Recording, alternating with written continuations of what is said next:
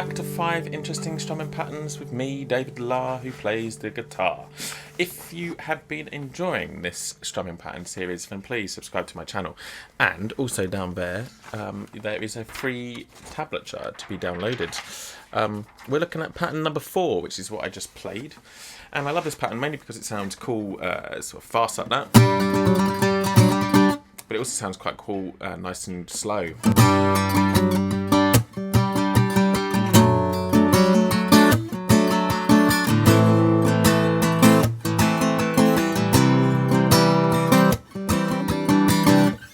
So it's quite good for beginners because you can play it nice and slow and it still sounds cool. And then when you play it faster, you also enjoy it as well. It's great for Irish sessions and stuff like that as well, or Scottish or English or any session, to be honest, because it's got that sort of, I guess, sort of an open suspense sort of sound to it. I guess because we're starting with a G5 rather than a G major, it's kind of, it's just a bit more ambiguous. I also love the chords. It's a G5 chord, and then it's only one semitone away from a D major and 4. So again, you get that sort of semitone clash of a major third in the D major and the 4, the add 4, which kind of sounds sort of dark and sort of moody for a major chord. And then it goes down to a minor chord, and then to an A sus, so again you get that ambiguity, and then C major, and then C major 7, which again is sort of a almost sadder sounding version of C major, and then a C add 9, which is a bit brighter, or you could call that a D 5 with C in the bass, if you see it as a 5 chord. So I also like the rhythm. And let's start by kind of working out what's going on there. So the rhythm is 1 and 2 E and 4 E and 1 and 2 E and 4 E and. So we could try singing it instead of saying and ya. If you don't like doing that, you could go da da da da da da da. Dum da da da da da da da da da da da da. And then once you've got an idea of that, using the right hand, we're going to be going down, down, up, down, up, down, up, down, up, down, up, down, up, down, down, up, down, up, down, up, down, up, down, up, down, up. Now, the observant viewers would realise that what I'm doing in my right hand is always moving up and down, regardless of whether I'm actually hitting the strings or not.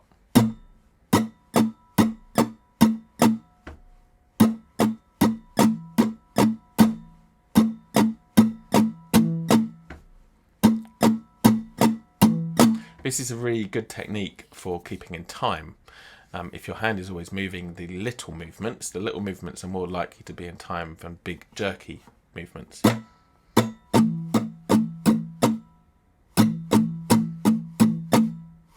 It looks cooler if you're doing that, especially on stage. But in effect, it's not actually that useful. So little movements and constantly moving is a really good way of keeping in time. So let's just kind of go around that again. Down, down, up, down, up, down, up, down, up, down, up, down, up, down, down, up, down, up, down, up, down, up, down, up, down, up. And again, you could try singing it if you want. So 3, 4, dum, dum, da, dum, da, da, da, da, da, da, da, da, dum, da, da, dee, da, da, da, da, da, dee, da, da, da. And then when you got that, you might just want to try strumming any old chord, you know, just maybe a G major.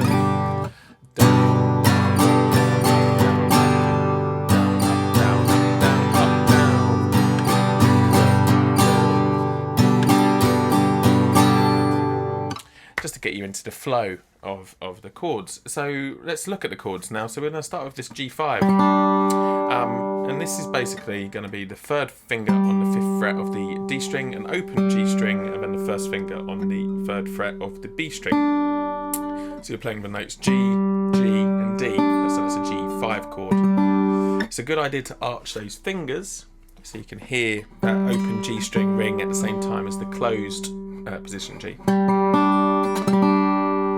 And what we're going to do is really hone in on these 3 strings, the D, G and B string, and do very light movements but still doing exactly the same thing as we were doing before. Down, down, up, down, up, down, up, down, up, down, up, down, up, down, down, up, down, up, down, up, down, up, down, up, down, up. I'll just do that a bit slower. 3, 4, down, down,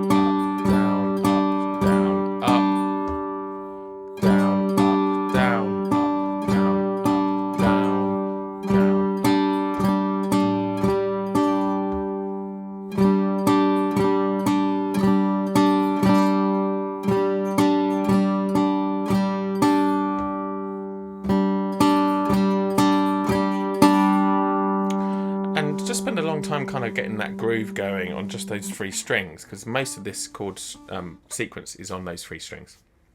Once you've got that, then move on to this. We're going to be playing a downstroke like we did before, but this time we're going to return back to the downstroke, but just on the G string. And we're going to do a little light upstroke on the B, D and G strings.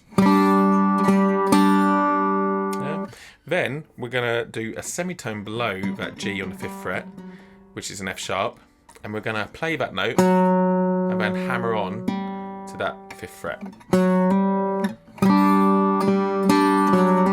And then we're going to finish that phrase with a downstroke and an upstroke. Yeah, so should we try playing that together? 3, 4.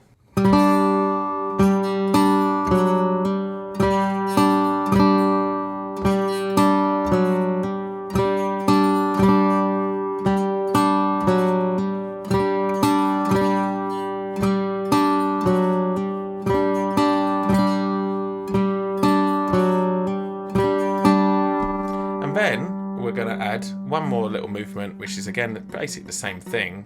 So you're going down to that 4th fret again, you're doing a hammer on to the 5th, and then you're going to do down, up, so basically twice as much.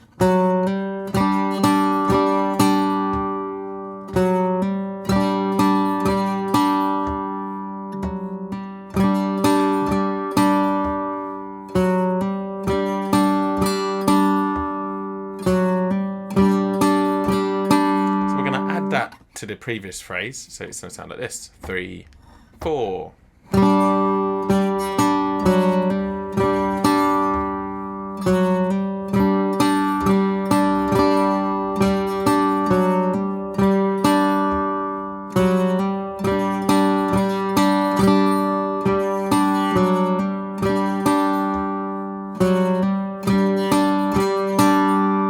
we have it. So we're going to apply that to the next chord. So it's basically a D major. So you've got 3rd finger on F sharp, 2nd finger on D on the 3rd fret B string, and 1st finger on the 2nd fret G string. So you've got F sharp, A and D. Now for the hammer on bit that we did before, we're going to go to an open G. So you take your 1st finger off and then hammer it back on. And essentially that's exactly the same thing as we just did before. So it's going to be downstroke, take it off,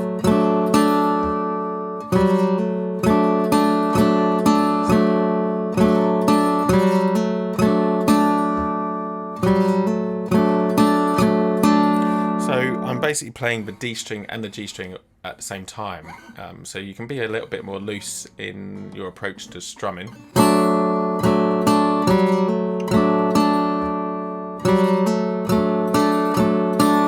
Yeah, so you can hit a few strings and it doesn't really matter really. 3, 4.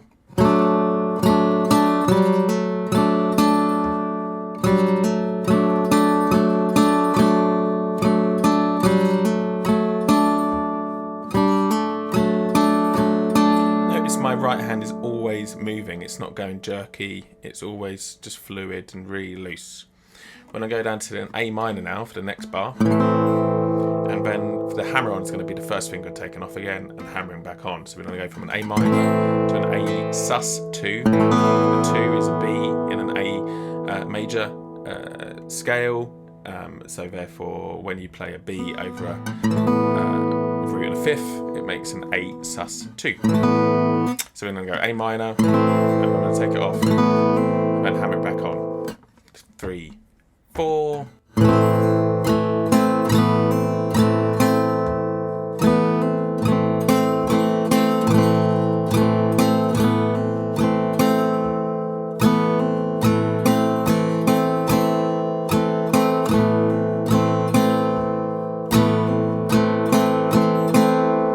Then we're going to go to a C major, and we're going to take the finger off, first finger again, to make a C major 7. A 7 in a C major chord, or a C major scale rather, is a B. So by taking your first finger off, you're releasing that string, which is a B string. So you're playing a B with a C major chord. That makes a C major 7. So we're going to go C major, and take your finger off and put it back down again to play a C major 7, C major. So 3, 4, and we're going to keep that C down, and we're going to add a little pinky to play an add 9. The 9 in a C major scale is a D. So by putting our little pinky on the 3rd fret B string, we're playing a D. That makes a C major add 9. So we're going to go C major to C major 7, back to C major to C add 9. 3, 4.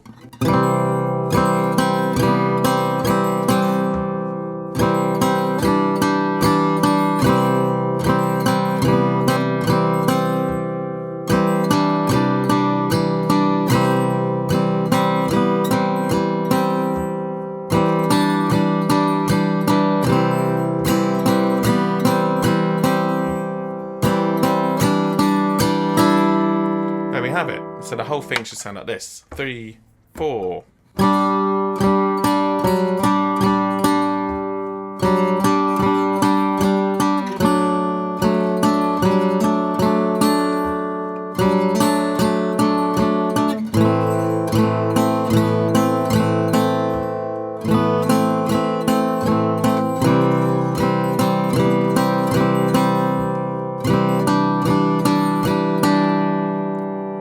Now, when you've got a bit more groove going on, you can add a slight hit to the strings on beat 3. 3, 4.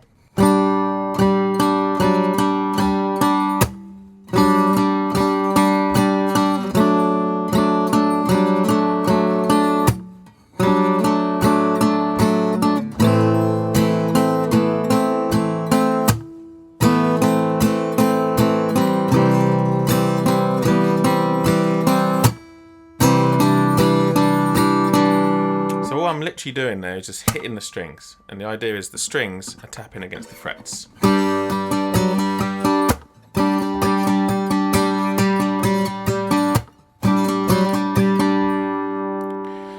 there we have it. So just work with that nice and slowly, keep rewinding, keep playing it back, sit with a metronome, get faster and faster and faster, build it up, and eventually you'll get to...